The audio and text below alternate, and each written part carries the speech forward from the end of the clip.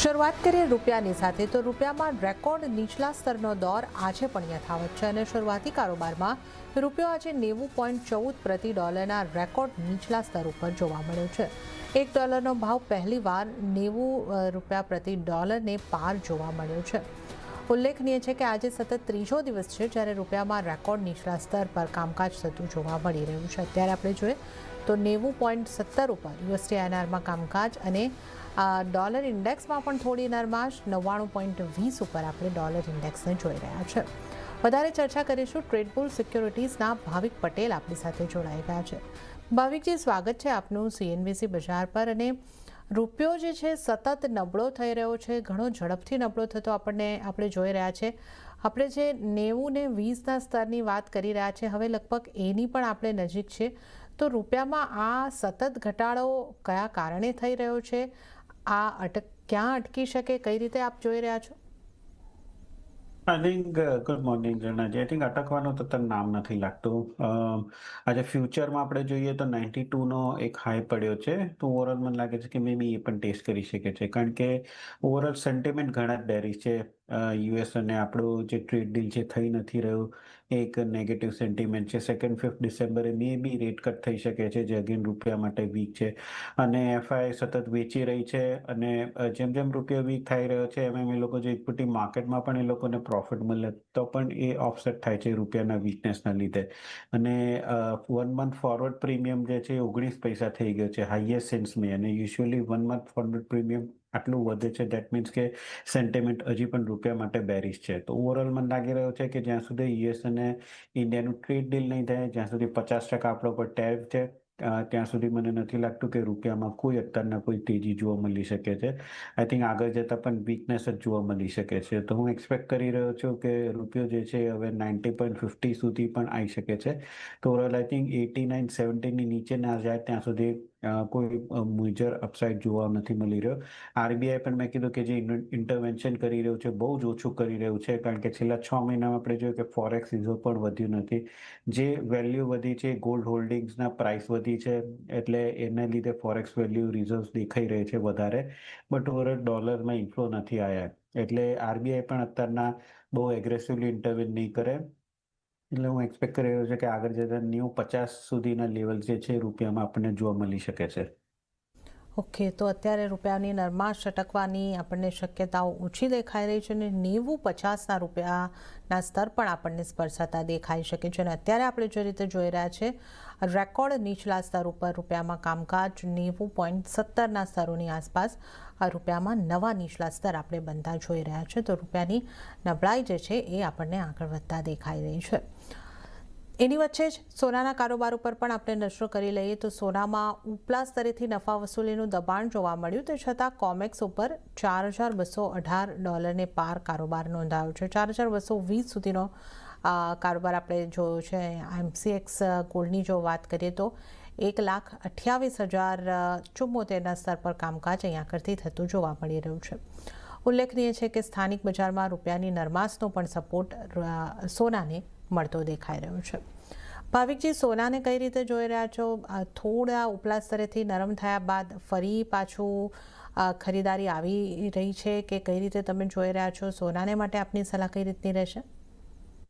I think સોનું ચાંદી પાછળ પાછળ ચાલી રહ્યું છે, કારણ કે હવે ફેડની રેટ કટ જે છે એ તો માર્કેટ ઓલરેડી એક્સપેક્ટ કરી દીધું છે। એ પણ કીધું છે કે નેક્સ્ટ જે કેવિન હેસેટ એક્સપેક્ટેડ છે કે ફેડના જે નેક્સ્ટ ચેરમેન થઈ શકે છે મે પછી, એ ટ્રમ્પના લોયલિસ્ટ છે, અને એમનું સ્ટેટમેન્ટ એ ઘણું ડોવિશ આવી રહ્યું છે। એમ એ કહી રહ્યા છે કે ભલે જોબ ગ્રોથ સારી હોય તો પણ એ લોકો આગળ જતા એગ્રેસિવલી રેટ કટ કરી શકે છે, જે ગોલ્ડ સિલ્વર બેઉ માટે સારું છે। અને હવે ગોલ્ડમાં હાલ અત્યારના કોઈ એટલા નેગેટિવ ફંડામેન્ટલ ફેક્ટર્સ છે નહીં, આઈ થિંક પોઝિટિવ એ નથી, બટ ચાંદીની પાછળ મને લાગે છે કે સોનામાં તેજી થઈ શકે છે। મે બી જે રેકોર્ડ હાઈ છે મે બી 2025માં નહીં પણ એટલીસ્ટ ફર્સ્ટ ક્વાર્ટર ઓફ 2026માં થઈ શકે છે। તો ઓવરઓલ આઈ થિંક હજી પણ અહીંયાથી સોનું અને ચાંદી બેઉ પોઝિટિવ જ દેખાઈ રહ્યું છે।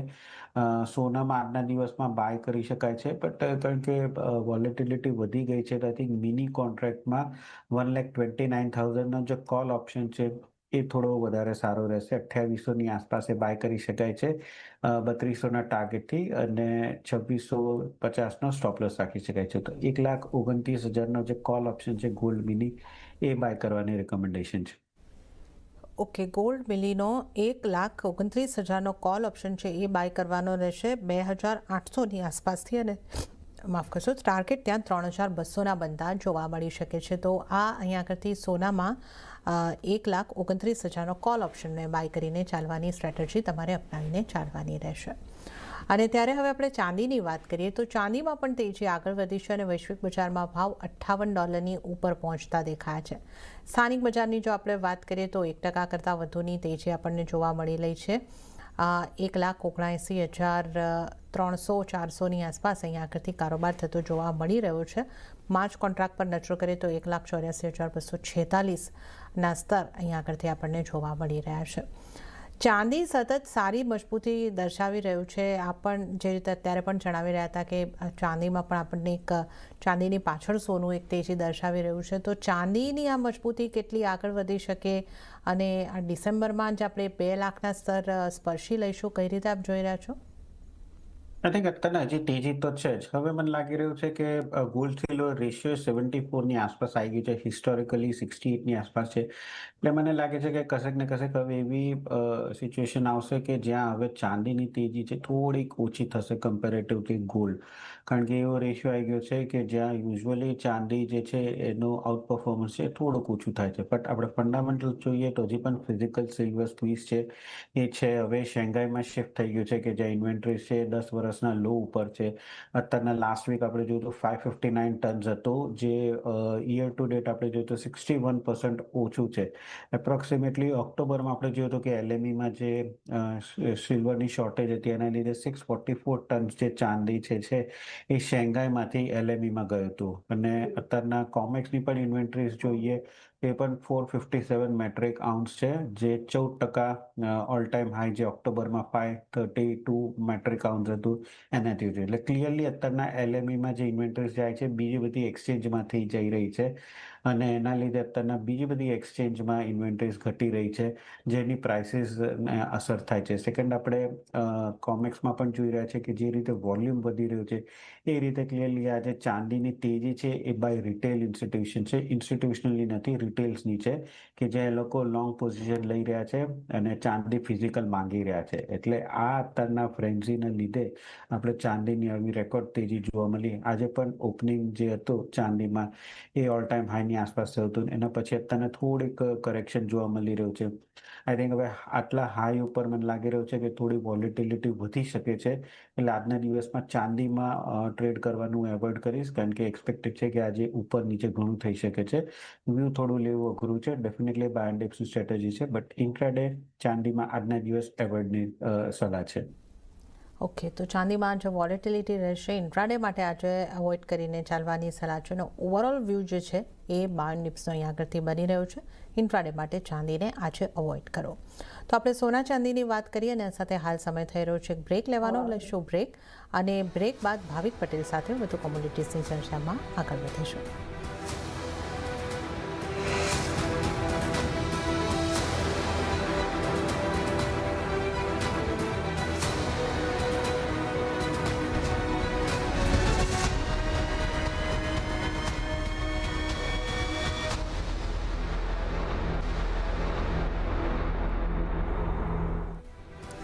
બ્રેક બાદ કોમોડિટી લાઈવમાં આપનું ફરી એક વખત સ્વાગત છે. અને આજે આપણી સાથે ભાવિક પટેલ કોમોડિટીઝની ચર્ચા કરવા જોડાયેલા છે.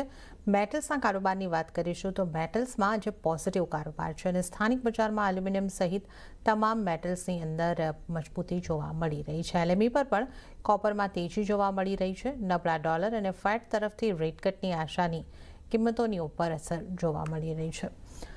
ભાવિકજી, આજે આપણે જે રીતે જોઈ રહ્યા છે તમામ મેટલ્સ આપણને લીલા નિશાનમાં કામકાજ કરતી દેખાઈ રહી છે. એલ્યુમિનિયમ લગભગ 1% આસપાસ મજબૂત, કોપર પણ હવે ફરીથી 1052ના સ્તર બતાવી રહી છે. ઝિંકમાં પણ પોઝિટિવિટી. મેટલ્સને તમે કઈ રીતે જોઈ રહ્યા છો? મેટલ્સમાં યસ, પોઝિટિવ દેખાઈ રહ્યું છે. એલએમઈમાં તો આપણે જોયું કે કોપર જે છે લાઈફ ટાઈમ હાઈ ઉપર ગઈકાલે ને આજે ટ્રેડ કરી રહ્યું છે. એલ્યુમિનિયમ છે એ ઓવરઓલ હજી પણ જોઈએ તો બીજી બધી કરન્સીની કમ્પેરેટિવલી ઓછી તેજી થઈ છે. એટલે એલ્યુમિનિયમમાં સ્કોપ વધારે છે. ઝિંકની પણ વાત કરીએ તો ઝિંકમાં પણ અત્યારના શેંઘાઈમાં જોઈએ તો થોડુંક બેકવર્ડેશનમાં છે. તો ઓવરઓલ મને આખું બધું મેટલ પેક જે છે તેજી દેખાઈ રહ્યું છે. પ્લસ ડોલરની વાત કરીએ તો ડોલર પણ અત્યારના ટ્રેડ કરી રહ્યો છે જે કે મેટલ માટે સારું છે. અને કશેક ને કશેક આગળ જતા જે ચાઇના જે છે એ પણ સ્ટિમ્યુલસની વાત કરી રહી છે, જે કે મેટલ માટે પોઝિટિવ છે. તો આઈ થિંક એમ લાગે છે કે બેઝ મેટલ પેકમાં જે વચ્ચે 2 વીક પહેલા જે કોન્સોલિડેશન હતું એ હવે આઈ થિંક એ કોન્સોલિડેશન બ્રેક કર્યું છે અને હવે ફરીથી નવી તેજી તરફ જઈ રહ્યું છે. તો આઈ થિંક એલ્યુમિનિયમ સૌથી પહેલા મારી ટોપ પિક રહેશે, જ્યાં 276.50 ની આસપાસ બાય કરી શકાય છે 278 ના ટાર્ગેટથી, અને 275 નો સ્ટોપ લોસ રાખી શકાય. સેકન્ડ રહેશે કોપર. કોપર આપણે જોઈ રહ્યું છે કે LME લાઈફ ટાઈમ હાઈ ઉપર ચાલી રહ્યું છે અને અહીંયાથી પણ હજી તેજી દેખાઈ રહ્યું છે. તો કોપર પણ 1046 ની આસપાસ બાય કરી શકાય છે 1060 ના ટાર્ગેટથી, અને સ્ટોપ લોસ રાખી શકાય 1036. તો કોપર અને એલ્યુમિનિયમ એ બે મારી ટોપિક રહેશે. કોપર અને એલ્યુમિનિયમમાં ખરીદી કરીને ચાલવાની સલાહ. એલ્યુમિનિયમની વાત કરીએ તો 276.50થી તમે બાઇંગ કરી શકો છો. 278નો તમારે ટાર્ગેટ બની શકે છે અને 275નો સ્ટોપ લોસ ધ્યાને રાખવાનો રહેશે એલ્યુમિનિયમમાં ખરીદારી કરીને ચાલો. અને કોપરની વાત કરીએ, કોપરમાં પણ ખરીદી કરીને ચાલવાની સલાહ. 1046ની આસપાસથી ટાર્ગેટ 1060, 1036ના સ્ટોપ લોસને ધ્યાને રાખો. તો મેટલ્સમાં પોઝિટિવ વ્યૂ, ખરીદી કરીને ચાલો. પણ વાત જો આપણે ક્રૂડની કરીએ તો ક્રૂડમાં દબાણ યથાવત છે. બ્રેન્ટનો ભાવ ફ્લેટ કારોબાર સાથે $63 નીચે જોવા મળ્યો. તો સ્થાનિક બજારમાં 5%ની આસપાસની દબાણ બન્યા બાદ હવે ફ્લેટ ટુ પોઝિટિવ કારોબાર થઈ રહ્યો છે. 5300ના સ્તર પર કામકાજ, અને નાઇમેક્સમાં પણ ફ્લેટ કામકાજ જોવા મળી રહ્યું છે. વેનેઝુએલા અને યુક્રેનની સ્થિતિના કારણે સપ્લાયને લઈને અનિશ્ચિતતાઓ વધતા ક્રૂડની કિંમતોને અસર થતી જોવા મળી રહી છે. ભાવિકજી, કઈ રીતે હવે ક્રૂડને જોવું જોઈએ? વોલેટિલિટી સતત દર્શાવી રહ્યું છે. અત્યારે ફ્લેટ કામકાજ, તો ક્રૂડમાં હવે આપણે આગળ કેવા મૂવ્સ જોઈ શકીએ, કયા સ્તર બની શકે, કેવી સ્ટ્રેટેજી રાખવાની રહેશે? આઈ થિંક ક્રૂડમાં 5400 નો એક સારો હર્ડલ છે. આઈ થિંક 5400 ની જો ઉપર જાય તો મને લાગે છે કે તેજી થઈ શકે છે, કારણ કે ડિસ્પાઇટ આપણે જોયું છે કે ઓવર સપ્લાયની વાતો ચાલી રહી છે, તે છતાં પણ ક્રૂડમાં આપણને કોઈ મેજર કરેક્શન જોવા નથી મળી રહ્યું. એટલે કોઈ પણ નીચે પ્રાઇસીસ આવે છે તો એ સપોર્ટ જરૂરથી મળે છે, બટ નવી તેજી માટેનો અત્યારના કોઈ એવા રીઝન્સ કે ન્યૂઝ દેખાઈ નથી રહ્યા. સેકન્ડ આપણે વાત કરીએ કે વેનેઝુએલાનું જે છે અને યુએસની વચ્ચેનું જે તણાવ છે, બટ વેનેઝુએલાનું ઓવરઓલ પણ આપણે જોઈએ તો સેન્કશન્સના લીધે અને અંડર ઇન્ફ્રાસ્ટ્રક્ચરના લીધે એ લોકોનું આઉટપુટ જે બહુ ઘટી ગયું છે. એટલે જો એ લોકોનું આઉટપુટ ઓછું થાય તો OPEC પ્લસ જે છે એ લોકો એમની સ્પેર કેપેસિટીથી વધારી શકે છે અને ઓવરઓલ એટલો આપણને ડિસ્ટ્રપ્શન નહીં છે કે બટ યુક્રેન જે રશિયા ઉપર ઇન્ફ્રાસ્ટ્રક્ચર ઉપર અટેક કરી રહ્યો છે, એક વાઇલ્ડ કાર્ડ છે. જે વધારે અટેક કરશે તો મે બી આપણને ક્રૂડના પ્રાઇસીસમાં જોવા મળી શકે છે તેજી. બટ જ્યાં સુધી 5400 ની ઉપર નથી જતો ત્યાં સુધી આઈ વુડ સે કે થોડુંક વ્યૂ જે છે એ થોડુંક બેરિશ રહી શકે છે. આજના દિવસમાં પણ આપણે ગઈકાલે જોયું હતું કે યુએસની ઇન્વેન્ટરી ઘટીને આવી, એના પછી આપણને થોડીક તેજી જોવા મળી હતી, બટ અગેન 5400 ની ઉપર સસ્ટેન નથી કરી રહ્યું. એટલે આજના દિવસમાં 53.25ની આસપાસ શોર્ટ કરી શકાય છે 5200ના ટાર્ગેટથી, અને સ્ટોપ લોસ રાખી શકાય છે 5400નું. આઈ થિંક 5400ની ઉપર જ આપણને મેજર તેજી જોવા મળી શકે છે. ઓકે, તો ક્રૂડમાં કયા પરિબળો કામ કરી રહ્યા છે, કેવી સ્ટ્રેટેજી રાખવાની રહેશે, એની આગળથી આપણે વાત કરી છે. તો ક્રૂડ બાદ હવે આપણે જો નેચરલ ગેસ તરફ પણ આગળ વધીએ તો નેચરલ ગેસમાં શરૂઆતી કારોબારમાં સુસ્ત કારોબાર જોવા મળ્યો છે અને ફ્લેટિશ મોમેન્ટમ બનતું દેખાયું. નેચરલ ગેસના ભાવ 443ની આસપાસ આપણને જોવા મળી રહ્યા છે, એટલે 1% આસપાસની મજબૂતી આવી છે. નેચરલ ગેસને કઈ રીતે જોવું જોઈએ અને નેચરલ ગેસ માટે આપની કઈ રીતની સલાહ બનશે, ભાવિકજી? નેચરલ ગેસમાં હજી પણ તેજી લાગી રહ્યું છે, કારણ કે જે વેધર ફોરકાસ્ટ આપણે જોયું એ ઘણું ઠંડી દેખાડી રહ્યું છે. હાલાકી ઇન્વેન્ટરી સારી એવી છે, પ્રોડક્શન સારું છે, એટલે 5 વર્ષના એવરેજ ઉપર ઇન્વેન્ટરી છે, જેને લીધે આપણને બહુ મેજર આપણને અપસાઇડ જોવા નથી મળી રહી. બટ જો વિન્ટર જે છે એ થોડું વધારે સ્ટ્રેચ થઈ શકે તો મે બી ઇન્વેન્ટરી ઓછી થઈ શકે છે. અત્યારના LNG એક્સપોર્ટ જે છે એ પણ સ્ટ્રોંગ જઈ રહ્યું છે, એટલે અગેન એ ઇન્વેન્ટરી ઓછી કરી શકે છે અને એ નેચરલ ગેસ માટે સારું છે. તો નેચરલ ગેસમાં અત્યારના વેધર તો દેખાડી રહ્યું છે કે આગળ પણ ઠંડી રહેવાની છે યુએસ ને યુરોપમાં, જે મને લાગી રહ્યું છે કે તેજી જોવા મળી શકે છે. તો નેચરલ ગેસ 435નો જે કોલ ઓપ્શન છે એ બાય કરી શકાય છે 29ની આસપાસ 34ના ટાર્ગેટથી, અને 28નો સ્ટોપ લોસ રાખી શકાય છે. તો 435નો જે કોલ ઓપ્શન છે એ બાય કરવાની રિકમેન્ડેશન છે. નેચરલ ગેસમાં કોલ ઓપ્શનથી તમારે સ્ટ્રેટેજી બનાવવાની હશે. 435ના કોલ ઓપ્શનને બાય કરો, 34નો ટાર્ગેટ, 28નો સ્ટોપ લોસ. તો આ નેચરલ ગેસ માટે સલાહ બની રહી છે. અને હવે આપણે એગ્રી કોમોડિટીઝની વાત કરી લઈએ. એગ્રી કોમોડિટીઝમાં આપણે જે રીતે જોઈ રહ્યા છે, ગુવાર પેકમાં આપણને પાછલા થોડા દિવસથી થોડી રિકવરી આવતી જોવા મળી છે. આજે ગુવાર ગમ 0.5% મજબૂતી, પણ ગુવાર સીટ ફ્લેટ કામકાજ થતું દેખાઈ રહ્યું છે. ગુવાર પેકને આપ કઈ રીતે જોઈ રહ્યા છો, ભાવિકજી? વેલ ગુવારગમમાં મેં ગઈકાલે પણ કીધું હતું કે થોડુંક અત્યારે અહીંયાથી પોઝિટિવ દેખાઈ રહ્યું છે, કારણ કે માર્કેટમાં ઘણું જ વસૂલ થઈ ગયું છે. એટલે હવે અહીંયાથી થોડુંક શોર્ટ કવરિંગ આવશે. અગેન નવી બાઇંગ જે છે એ મને બહુ દેખાઈ નથી રહી. નવી બાઇંગ મે બી 5100ની ઉપર સીડ જાય છે તો જ દેખાય છે કે બાઇંગ કરી શકાય છે. અધરવાઇઝ અહીંયાથી હવે risk reward ratio again selling માટે છે નહીં. એટલે એક્સપેક્ટ છે કે એકાદ દિવસ હજી પણ આપણને તેજી જે છે યથાવત રહી શકે છે. પછી જેમ જેમ 5000ની નીચે આવશે, ઉપર જશે, સેલર્સ જે છે એક્ટિવ થશે અને ત્યાંથી આપણને સેલિંગ પ્રેશર અગેન જોવા મળી શકે છે. તો હાલ અત્યારના 4750ની આસપાસ બાય કરી શકાય છે. 4850ના ટાર્ગેટે અને સ્ટોપ લોસ રાખી શકાય 4700નો. ગમની પણ વાત કરીએ તો ગમમાં પણ 8870ની આસપાસ બાય કરી શકાય છે. 9100નો ટાર્ગેટે અને સ્ટોપ લોસ રાખી શકાય છે 8700નો. ઓકે, તો ગુવાર સીડ, ગુવાર ગમ બંનેમાં બાય કરીને ચાલવાની સલાહ આગળથી બની રહી છે. એકાદ દિવસ હજી મજબૂતી આપણને કન્ટિન્યુ થતી લાગી રહી છે. તો ગુવાર સીડની વાત કરીએ તો ટાર્ગેટ 4850ના બની શકે છે અને સ્ટોપ લોસ 4700નો રાખવાનો રહેશે. અને ગુવાર ગમની વાત કરીએ તો અહીંયા આગળથી 8870ની આસપાસથી ખરીદી કરી શકો છો. 9100ના ટાર્ગેટ બની શકે છે અને 8700ના સ્ટોપ લોસને ધ્યાને રાખો. તો આ ગુવાર પેકની આપણે વાત કરી. નજર હવે મસાલા પેક પર કરી લઈએ, જ્યાં હળદરમાં 0.5%ની આસપાસનું દબાણ છે. ધાણા 10,500ના ઉપર કામકાજ કરી રહ્યા છે. ફ્લેટ કારોબાર, પણ હજી એક સારા સ્તરો ઉપર આપણને કામકાજ થતું જોવા મળી રહ્યું છે. જીરામાં પણ આપણે લગભગ આ જ રીતનું થોડું લાલ નિશાનમાં કારોબાર થતા જોઈ રહ્યા છે, 21,700ના આસપાસના સ્તરો પર. મસાલા પેકને કઈ રીતે જોવું જોઈએ, ભાવિકજી?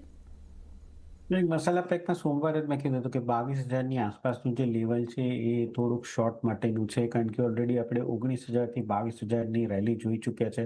અને 22,000 ઉપર થોડું ચીરું ટકે એવું અઘરું છે, ત્યાં સેલર્સ એક્ટિવ થઈ જાય છે. તો અગેન અત્યારના 21,800ની આસપાસ ચાલી રહ્યું છે. તો 22,100ના સ્ટોપ લોસથી એકવાર હજી પણ શોર્ટ કરી શકાય છે. નીચે મને બહુ મોટી મંદી નથી દેખાઈ, પણ એટલીસ્ટ 21,200થી 21,300 સુધી લેવલ જોવા મળી શકે છે. 21,800ની આસપાસ 21,200ના ટાર્ગેટથી શોર્ટ કરી શકાય છે 22,000ના સ્ટોપ લોસથી. ધાણાની વાત કરીએ તો ધાણામાં આપણને સારી એવી 8,000થી 10,500 સુધીની તેજી જોવા મળી ચૂકી છે. હવે અહીંયાથી પોઝિશન તો હજી પણ લોંગ સાઈડ જ છે, but risk reward ratio favourable નથી, કારણ કે ઓલરેડી પ્રાઇસીસ ઘણી હાઈ છે. તો અહીંયા ચેસ કરવાના બદલે 10,200ની આસપાસ આવે છે તો બાય કરી શકાય 10,600ના ટાર્ગેટથી અને સ્ટોપ લોસ રાખી શકાય 9,800ની. હળદરની વાત કરીએ તો હળદર પણ અત્યારના સાઇડવેઝ કન્સોલિડેશન જઈ રહ્યું છે. નવો પાકમાં આવવામાં માલ છે ને અત્યારના થોડુંક સપ્લાય થોડુંક ટાઈટ છે, એટલે આમાં પણ મેજર કરેક્શન નહીં આવે. 13,800નો વેટ કરો, 13,800ની આસપાસ આવે છે તો 15,000ના ટાર્ગેટથી બાય કરી શકાય છે 13,000ના સ્ટોપ લોસ માટે. ઓકે, તો મસાલા પાકની રણનીતિની વાત કરીએ તો જીરાની અંદર સેલ કરીને ચાલવાની સલાહ બની રહી છે. ટાર્ગેટ 21,200નો અને સ્ટોપ લોસ જે છે તે 22,000, 22,100નો તમારે રાખવાનો રહેશે. ધાણામાં આપણે સારી તેજી જોઈ લીધી છે અને ધાણામાં અત્યારે 10,200ની આસપાસથી ખરીદી કરીને ચાલવાની સલાહ, 10,600નો ટાર્ગેટ અને 9,800ના સ્ટોપ લોસને ધ્યાને રાખો. અને વાત હળદરની રહી, હળદરમાં પણ બાય કરીને ચાલો 13,800ની આસપાસથી 15,000ના ટાર્ગેટ બની શકે છે. 13,000નો સ્ટોપ લોસ તમારે ધ્યાને રાખવાનો રહેશે. તો આપણે મસાલા પેકની વાત કરી છે. હવે જો આપણે એરંડાની વાત કરી લઈએ, એરંડામાં ગઈકાલે એક સારી ખરીદારી આવતી દેખાઈ હતી. આજે ફ્લેટ કામકાજ શરૂ થયું છે. કઈ રીતે આપ જોઈ રહ્યા છો એરંડાને? વેલ એરંડામાં પણ મને તેજી તો અત્યારના હજી પણ દેખાઈ રહી છે, બટ અગેન પ્રાઇસીસ જે રીતે વધી રહી છે એ રીતે મને લાગે છે કે એકવાર એક નાનો પુલબેક જરૂરથી આવી શકે છે, જે અગેન બાઇંગ ઓપોર્ચ્યુનિટી રહેશે. તો 6,900ની આસપાસ આવે છે તો બાય કરી શકાય છે 7,100ના ટાર્ગેટ માટે. 2 થી 3 દિવસનો વ્યૂ છે અને નીચે સ્ટોપ લોસ રાખી શકાય છે 6,800નો, તો અગેન 6,900ની વેઇટ કરો, 6,900ની આસપાસ આવે છે તો 7,100ના ટાર્ગેટ માટે બાય કરી શકાય છે. ઓકે, તો 6,900ની વેઇટ કરવાની રહેશે કેસ્ટર સીટ માટે અને ત્યાંથી બાઇંગ કરો. 7,100ના ટાર્ગેટ અહીંયા આગળથી બનતા જોવા મળી શકે છે. 6,800નો સ્ટોપ લોસ ધ્યાને રાખવાનો રહેશે. અને ત્યારે જ કોકુડને માટે આપની કઈ રીતની સલાહ બનશે ભાવિકજી? કોકોડમાં જોઈએ તો હવે 2800થી 2950ની એક રેન્જમાં ટ્રેડ કરી રહ્યું છે. હવે અહીંયાથી મને લાગી રહ્યું છે કે બહુ મોટી આપણને મંદી કે તેજી જોવા નહીં મળે, બટ કારણ કે પ્રાઇસીસ જે છે એ સપોર્ટની નજીક છે, એટલે અહીંયાથી હું બાયની રિકમેન્ડેશન આપીશ. કરંટ માર્કેટ પ્રાઇસથી બાય કરી શકાય 2950ના ટાર્ગેટથી, અને 2830નો સ્ટોપ લોસ રાખી શકાય છે. અગેન આમાં કોકોડ મને બહુ મોટી મંદી કે તેજી નથી દેખાતી, એટલે કે હવે માર્કેટ લાગે છે કે સાઇડવેઝ જ રહેશે, બટ અંડરટોન થોડો બુલિશ છે, તો મીડિયમ ટર્મ માટે બાય કરી શકાય છે. ઓકે, કોકુડમાં મીડિયમ ટર્મ માટે બાય કરીને ચાલવાની સલાહ બની રહી છે. 2,950નો ટાર્ગેટ, 2,830નો સ્ટોપ લોસને ધ્યાને રાખો. કપાસિયા ખોળમાં બાય કરીને ચાલો. અને ત્યારે જ ભાવિકજી, આપનો આભાર અમારી સાથે જોડાવા બદલ અને તમામ કોમોડિટીઝ અંગે ચર્ચા કરવા બદલ. અને આ સાથે જ કોમોડિટી લાઈવમાં હાલ પૂરતું આટલું જ. હાલ મને આપશો રજા, પણ વધુ અપડેટ અને સમાચારો માટે આપ જોતા રહો CNBC ગુજરાત. નમસ્કાર.